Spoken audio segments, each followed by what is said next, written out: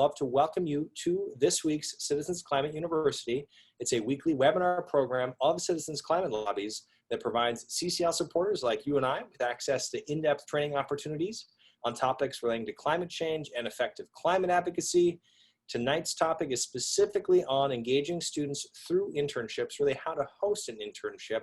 And you'll have the chance to join CCL Student Engagement Coordinator, Clara Fang, for training that's really going to walk through the process of setting up a local internship, what to consider, and really going through some best practices on creating that description and being a host, and on really assessing whether you even need an intern.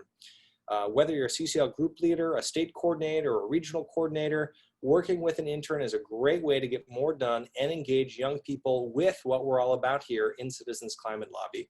We also want to acknowledge that supervising an intern is a significant time commitment, and especially with all of those considerations, we're going to have the wonderful host tonight, Clara Fang, CCL Student Engagement Coordinator, walk us through that.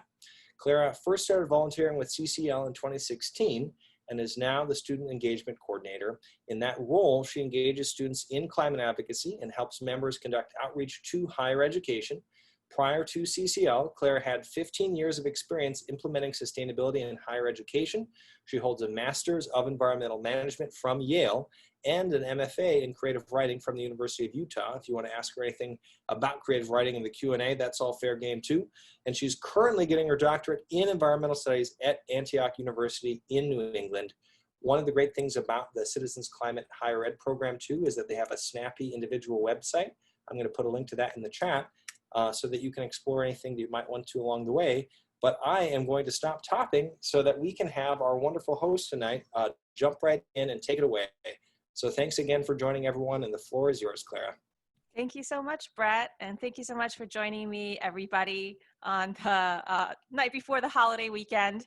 I'm just so excited to talk about this topic. I think this is my favorite presentation that I've done, probably even more than diversity, equity, and inclusion.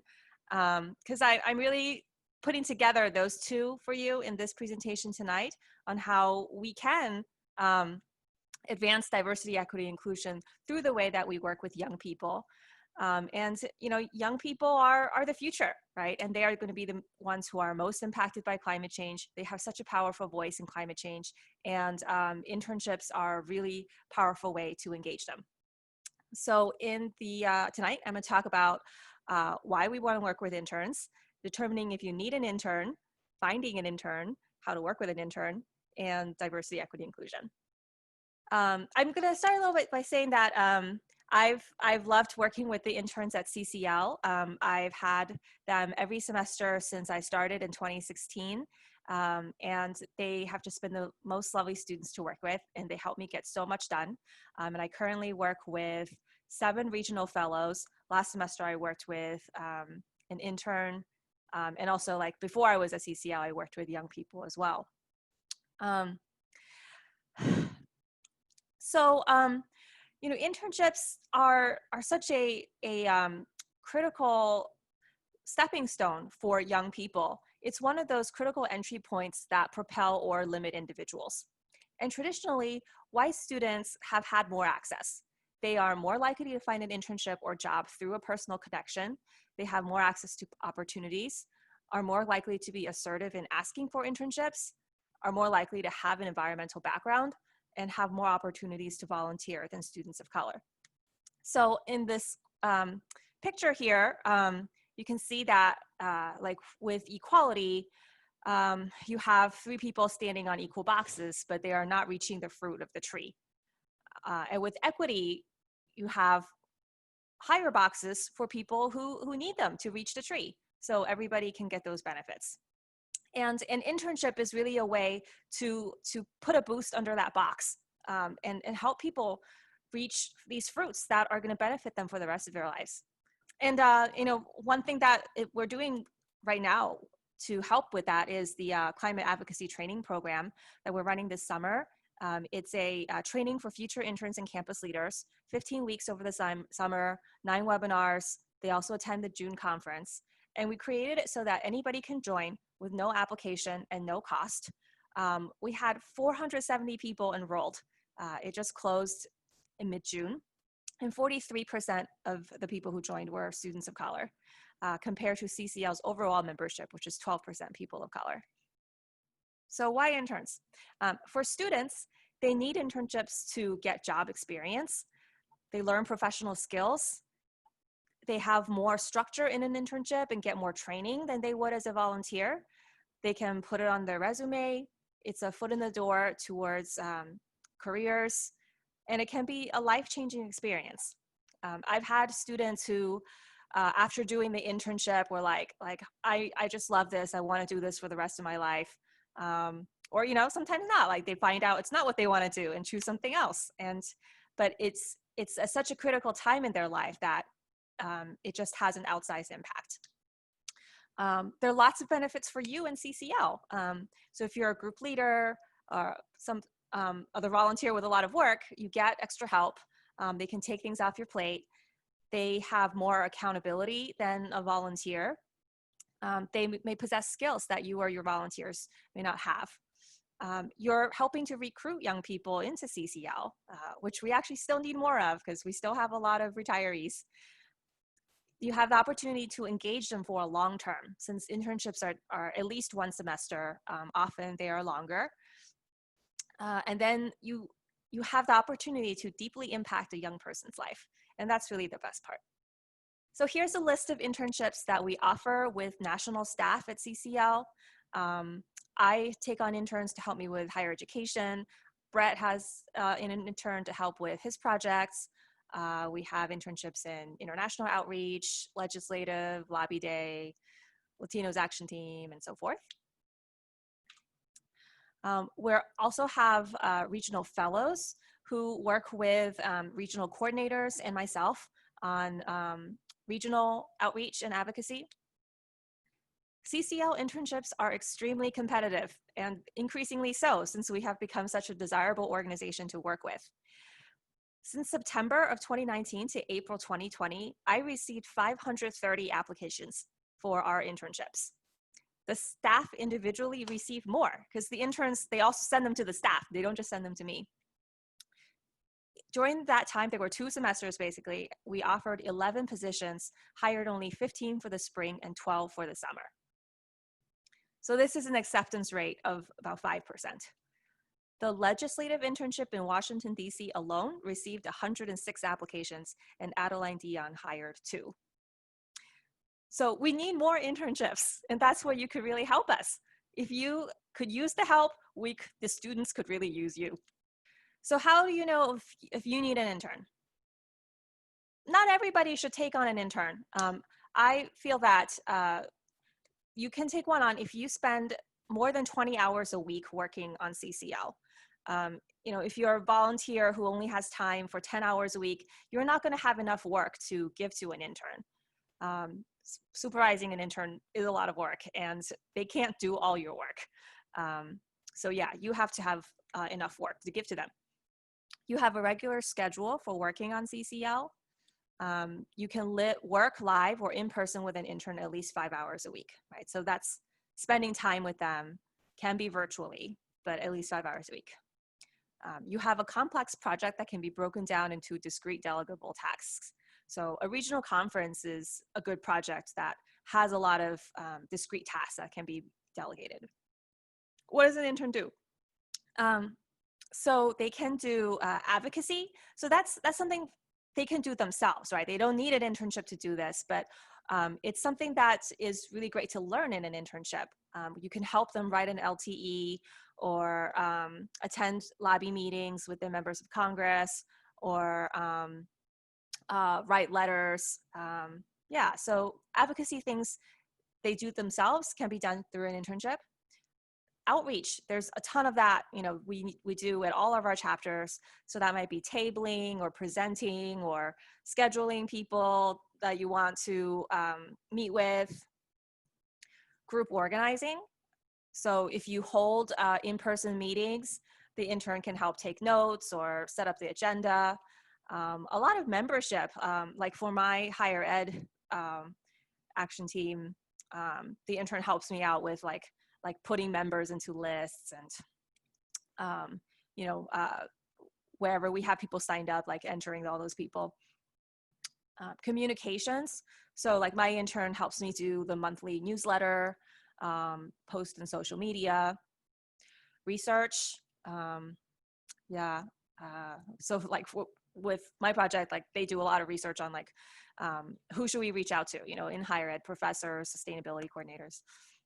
They are best utilized for tasks that where you need behind the scenes help.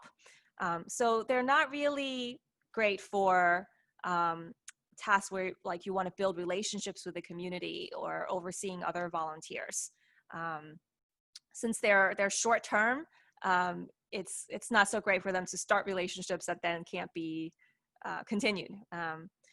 We do have regional fellows who have year-long commitments who are able to do some of that. And really, like, the top motivation should be that you want to help young people launch their careers. You want to foster deep engagement from young people. You want to help disadvantaged youth to gain an advantage in life. I think they can totally be really helpful in our work, but the impact that we can have on their life is even more. All right, so if you've thought about all this and you're like, I want an intern, and now what? So first, you've got to get organized. What do you want the intern to do? What is it that you're doing? So what are your projects? And for each project, break those down into tasks. How much time do you need for each task? Is this like I just need somebody to help me for 5 hours, or it's gonna need like 5 hours every week for the next 6 months? Which task could you delegate to an intern? What needs more instruction? What skills do you need? Maybe there are areas where an intern could bring skills that you don't have. Then you need to create a position description. So this is what you're going to use to advertise the intern, and also like just to help you think through all these things. The purpose and the goal of your internship, benefits, who it reports to, hours, location, payment, duties, qualification skills, how to apply. So the student needs to know all of these things before they decide even if they want to apply. So I have a couple links here where we have some examples. So here, we are looking for an intern to help a regional coordinator. So here it describes what is CCL, what do we do here, benefits. Well, I put at this top because interns are looking for benefits, and we're not paying them. So we have other non-monetary benefits like opportunity to earn training certificates or free registration to the conference, academic credit, certain things like that. Who they report to, schedule/time commitment. I think 8 hours a week is a pretty good for an intern who's also going to school full-time. Less than that, it becomes hard to get much out of them, and more than that, they just can't commit to. So location, is it in person or remote? Paid, unpaid, and then you list out the activities, right? So here, working with student groups, here are some tasks that they would do. Conducting outreach, advocacy, helping with the regional conference. What qualifications are you looking for? How do you apply? And then we have our little blurb about attending the info session and being an equal opportunity employer. So this is in a folder I have that is shared with other people, where you can basically use this as a template to fill in your own internship description. So about the equity part of this, how accessible is your internship? What are the hours and commitment? What are the benefits, location? Does it make it hard for some students to be able to do it? So working remotely definitely offers the opportunity to a lot more people. For qualifications, you may need a specific major, but for the most part, I don't really care what their major is. They just need to care about climate change. How to apply. So these are just things to think about, ways that you can be more inclusive and bring more young people to enable them to do this. So we do have some eligibility requirements. They need to be at least 18 years old. Younger students just have a lot more liability issues, and there are different rules for working with minors. So we don't take them on as interns, but of course they can volunteer and work with you that way. Internet connectivity seems like we have to have that. Location. Some internships, they do want them to be on site. And language fluency, right? Like the Latinos Action Team, they want someone who speaks Spanish. Volunteer status. Okay. Oh, so this is about paying interns. So currently CCL does not pay interns. We do have paid fellowships. So those are for more experienced students with more responsibility. So if you're not CCL staff, but you want to pay an intern, you may do so with your own funds. You can fundraise in your region, but they want us to limit that fundraising to the chapter or region in which the intern will serve, and not during times that national has a fundraiser going on. Advertising the position. So recruitment should happen at least one semester before the internship. So if you're looking for a summer intern, summer interns actually start accepting applications even earlier, like students are looking in the fall. So I would say like December to March is the time when people are really looking for summer internships. Fall will be like April through August, spring, September through December. One of my pet peeves is people being like in the week before summer, like, oh, I think I want an intern. It's like, well, you should have told me that 6 months ago. So for DEI, who are you advertising to? Like, who is likely to see your announcement? You might consider going to places where there are going to be more students of color, like going outside of where you would normally think to advertise. So you need to prepare a PDF and web version of the job description, since a lot people usually find this out about the job through the internet now. You need a web version.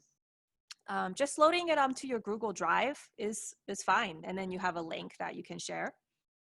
You can contact the campus career center, like look on their website and see how they want employers to advertise internships. You can email their sustainability office or political science department and ask them to put it in their newsletter. And then there are kind of wider job looking posting sources like Indeed, LinkedIn, and Handshake. I've actually gotten a lot of applications through Indeed, and Handshake is really a university platform. So that's kind of good for like putting it more widely out there. And then like people get info through social media a lot now, like on Facebook or Twitter. Okay, so you put it out there as widely as possible with an eye towards diversity, equity, inclusion. Then you need to interview and select them, right? So collecting applications. I have some tricks for doing this. One, we haven't done this before, but I really think this is a great idea, and which is to create an application form through Google Forms. So I'll show you what this looks like for me right now. So the intern would get a link to this, and then they would apply by filling out this form, like which term are you applying for, which internship are you applying for, and then all of their information. So then we get to this part where it's like, to help us improve diversity and inclusion, please answer the following questions. And these are things that people wouldn't normally put on their resume, but it's really helpful to have. So through this form, I can collect that. So their gender, race, political affiliation, what has been their past experience with CCL, how did they hear about the position, and then they can upload their cover letter and resume. So I'm really excited about using this for our next round of recruiting. I want to specify a deadline.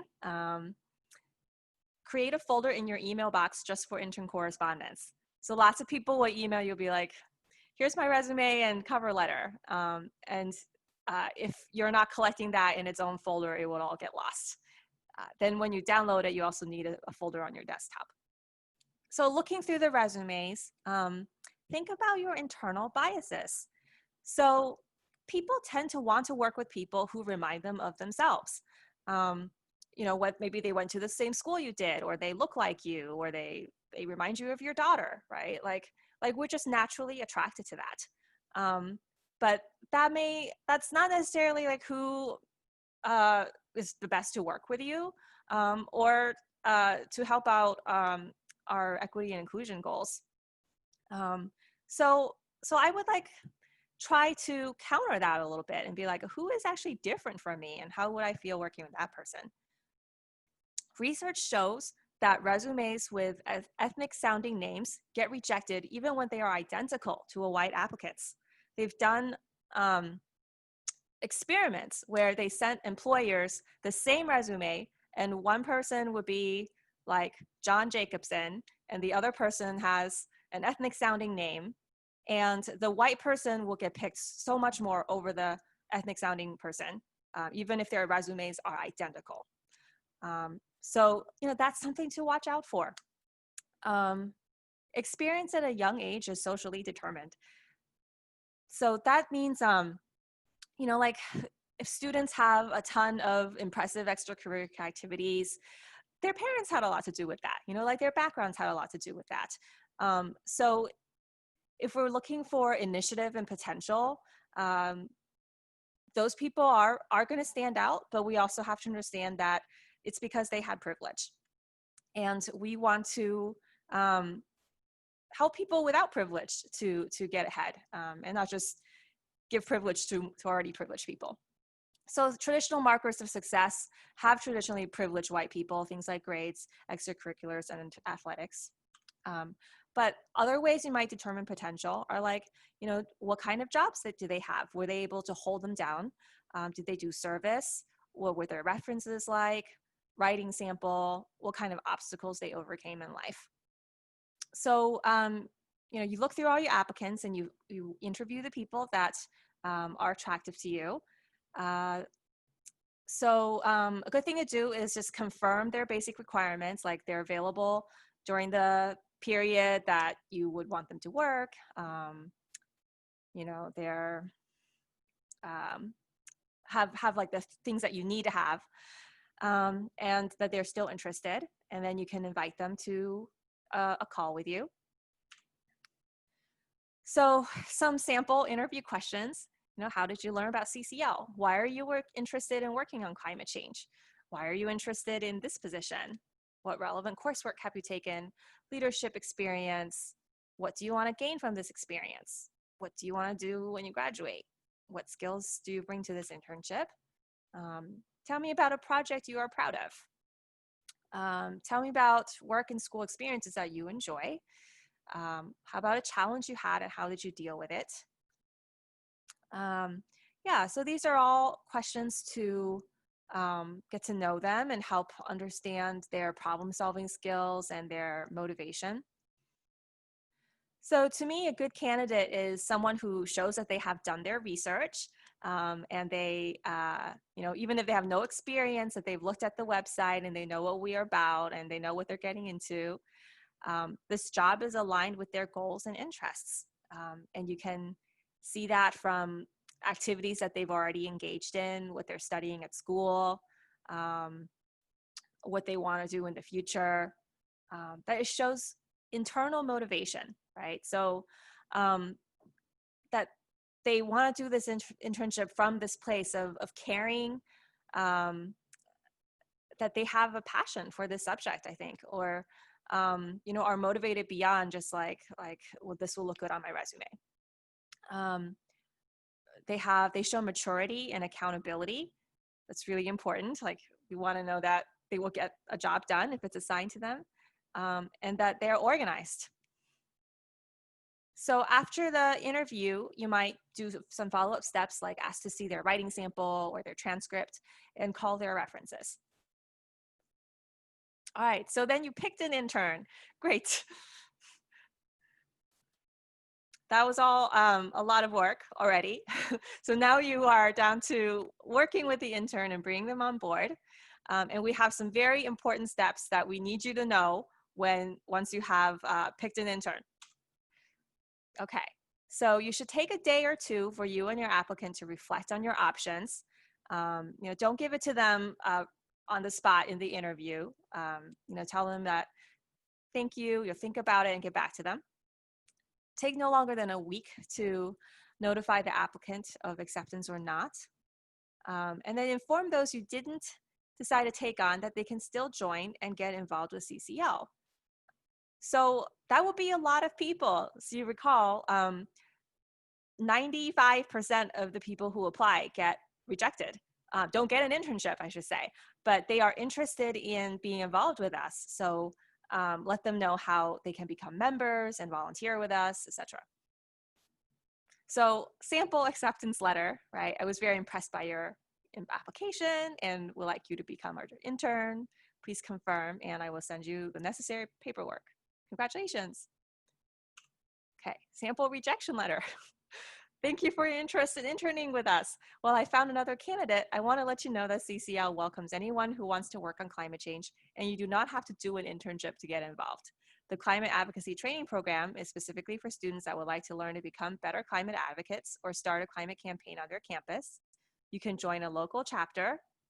Our chapter has a Facebook group, and you can join us there, or we can meet in the community.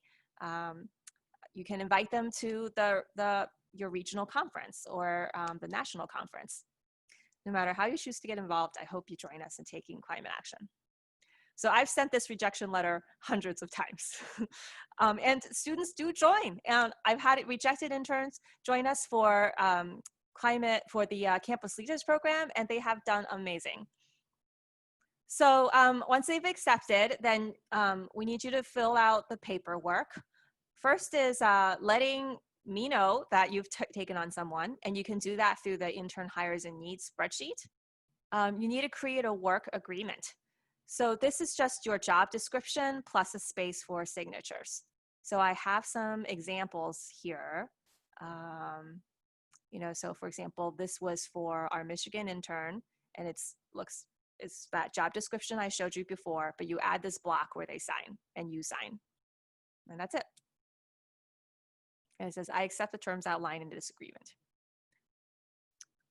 Then we have paperwork that HR needs. That's linked in here. If you are if you're a state coordinator, volunteer, group leader, they should sign all the things except email etiquette. And then they sign the documents, send them back to you and to mou@citizensclimatelobby.org, and put in the subject intern, Clara Fang, onboarding. So the paperwork, it includes, an intern information form, which you'll complete through Google Forms, the work agreement, assumption of risk waiver, release of liability. So this basically says, if you get hurt doing things with CCL, do not hold us liable. Non-disclosure agreement. Like for example, we have information on thousands of people who are our members. So if the intern is working with sensitive contact information, they're not sharing that. This is our sexual harassment policy, no sexual harassment and how to contact HR if that happens to you, standards of conduct, and then email etiquette and instructions. So this is for staff interns only. They will get a CCL email, and Kathy Orlinsky will set them up for that. Okay, so then, this is just sample sending the documents to them. Then you want to set up a time to have a first meeting with that intern. All right, so best practices for working with an intern. Now the fun begins. So your first meeting with the intern is an orientation, reviewing the purpose and goals of this job. Can you meet with the intern to work with them? Where do you want to work? How do you want to work? What are your projects? How do you want the intern to communicate with you? And training them on tools that they will need. Have them plug into CCL. So join CCL community, join us on social media. They should join your chapter. And then do invite them to join the higher ed action team. And we'll send them opportunities that we give to students. So you might want to set them up with some training, especially if they're completely new to CCL. So like we have the wonderful climate advocate training. Brett runs core volunteer training on Tuesdays. There's lobby trainings if they're getting involved with that, CCUs, monthly calls. They might join some action teams on topics they're interested in. Yeah, so this is a great benefit. You know, they get to learn about these topics. Project management. So this has been so helpful to me is using a project management platform to collaborate. And there's quite a lot out there now. Asana, Trello, Slack. I mean, you could just use a Google spreadsheet, but somewhere where you can see what the intern is working on and they can communicate with you, you know, their progress. So I'm going to show you real quick how it works for me in Asana. So Asana is project management tool, and the free account gives me up to 10 users. And I have 7 regional fellows plus 2 interns. So that's a lot of people I need to keep track of. So when they're shared in here, you know, I can share with them, here is the link to our higher ed spreadsheets. This is the campus leaders manual. So all of the credentials and everything, like they can, this is like a wiki, you know, they can find all the information and they don't need to ask me every time. Then down here, I have tasks. So like start the July action sheet.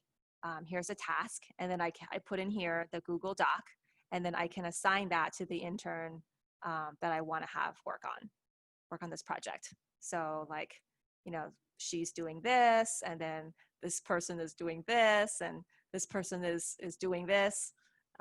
Yeah, so if I did not have this tool, it would be nuts.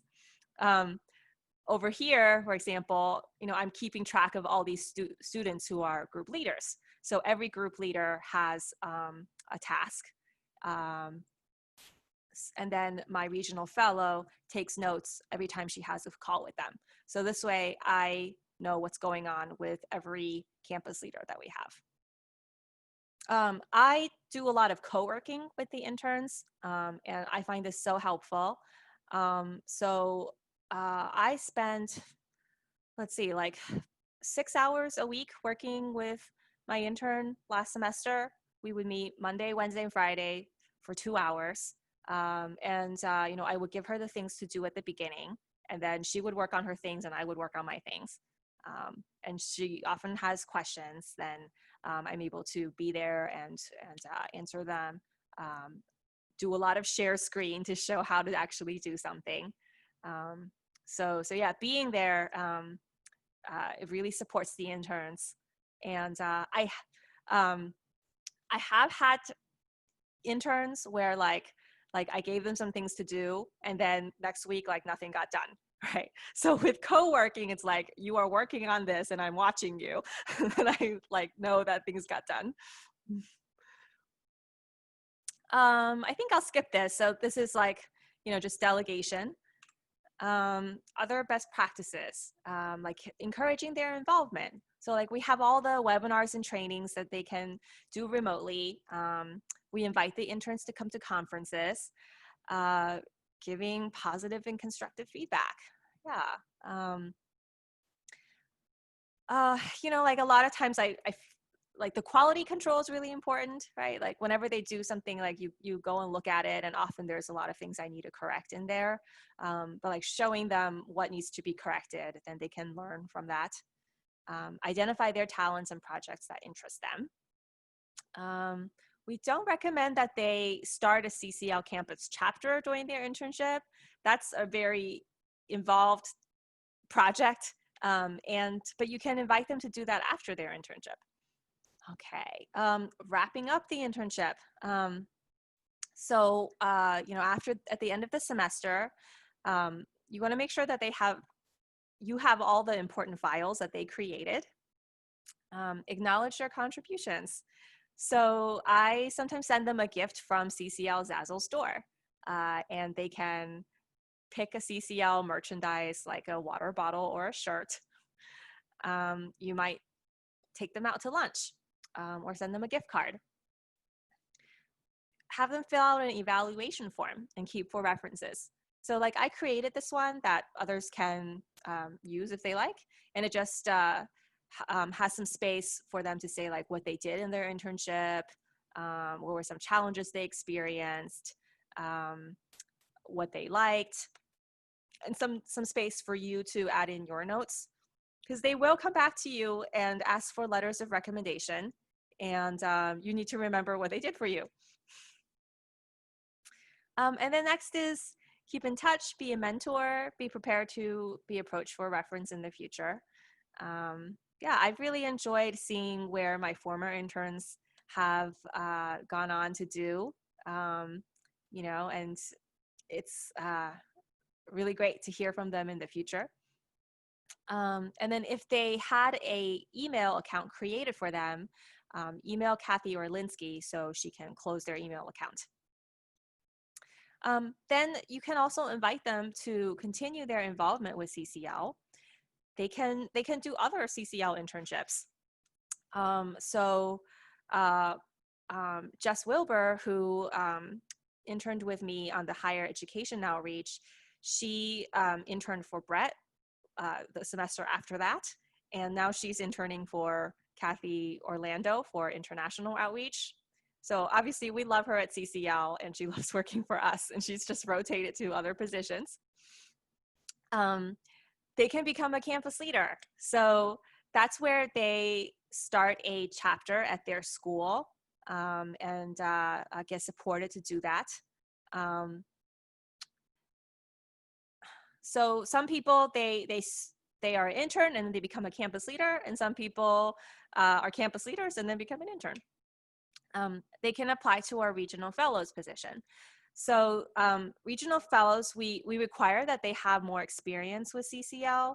So they've done an internship before, been a campus leader, and then their role is to support and mentor the younger students who want to start chapters. And of course, they can volunteer with a chapter. They can also go on to work at other organizations. I'm pretty connected with other climate organizations. They might ask me like what other organizations are there that I can work for? And I've also taken on students who have interned at other organizations. So that's like a nice reciprocal relationship that we can have with those other organizations. So we have resources. Brett is going to have all of this on the Engaging Students Through Internships page on CCL Community. This is like the external page where all of the CCL national internships are listed and people can see how they can apply.